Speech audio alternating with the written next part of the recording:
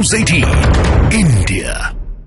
एक ऐसा फैसला जिससे कि मुस्लिम समुदाय में गुस्सा भड़कने वाला है और खासकर मिडिल ईस्ट की अगर हम बात करें तो वहां पर तो तनाव जरूर अब भड़कने वाला है। यरूशलेम में मौजूद अल अक्सा मस्जिद, वहां पहुंचने वाले लोगों के ऊपर अब लगाम लगा दी जाने वाली है। देखिए 10 मार्च से रमजान का पवित्र महीना शुरू होने वाला है और इसके पहले कि रमजान शुरू होता अल अक्सा मस्जिद में लोग पहुंच पाएंगे या फिर नहीं, अब उसी के ऊपर संशय के बादल मंडराते इस वक्त दिखाई दे रहे हैं। देखिए बहुत पवित्र स्थल मुस्लिम समुदाय अल अक्सा मस्जिद को मानता है। मक्का मदीना के बाद ये तीसरे नंबर पर उनका सबसे पवित्र स्थल है और रमजान के महीने में तो पूरे दुनिया भर से जो मुस्लिम समुदाय के लोग हैं उनका अल अक्सा मस्जिद में पहुंचना देखा जाता है।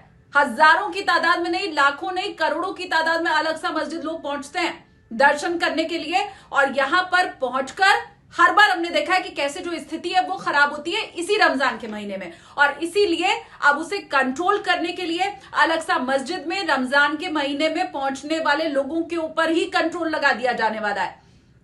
कई तरह के फैसले लिए गए हैं, उसके बारे में आगे आपको हम बताते हैं। देखिए सबसे पहली बात तो इसके पीछे की ये कही जा रही है कि एक तरफ तो गाजा और इजराइल के बीच में झड़प अभी चल ही रही है, तो ऐसे में फिलिस्तीन के जो लोग हैं वो तो यहां प्रवेश नहीं कर पाएंगे, चाहे वो किसी भी उम्र के हो या फिर किसी भी तरह के हो। फिलिस्तीनी नागरिकों का अल अक्सा मस्जिद में प्रवेश रमजान के महीने में पूरी तरह प्रतिबंधित रहने वाला है। इसके अलावा ऐसी खबरें मिल रही हैं कि शायद 70 साल से ऊपर जिनकी उम्र है बस वही यहां पर प्रवेश कर सकते हैं। 70 साल से नीचे अगर उम्र है तो रमजान के महीने में अल अक्सा मस्जिद में मुस्लिम नहीं प्रवेश कर पाएगा।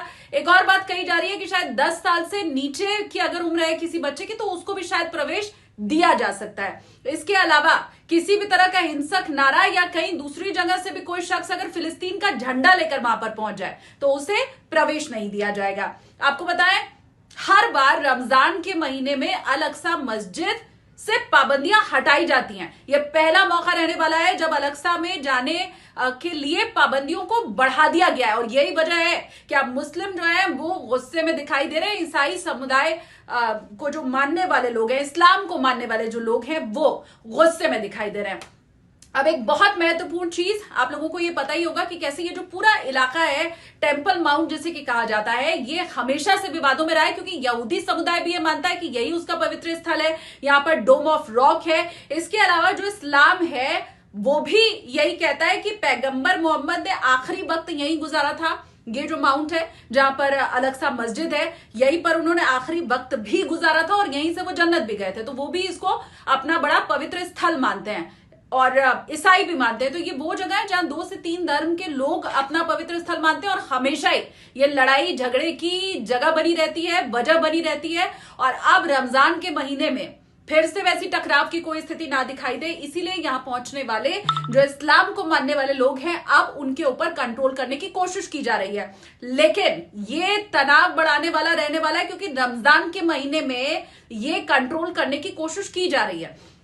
डॉन हारियल जो कि इजराइल सेना के पूर्व अफसर हैं उनकी तरफ से कहा गया है कि पूरे मुस्लिम वर्ल्ड में यह उबाल लाने वाला फैसला रहेगा और मूर्खतापूर्ण फैसला इसे बता दिया गया है उनकी तरफ से। इतना ही नहीं, इजराइल के एक सांसद है वलीद अल वाशला, उनकी तरफ से यह कहा गया है कि ये तो आग में घी डालने जैसा होगा।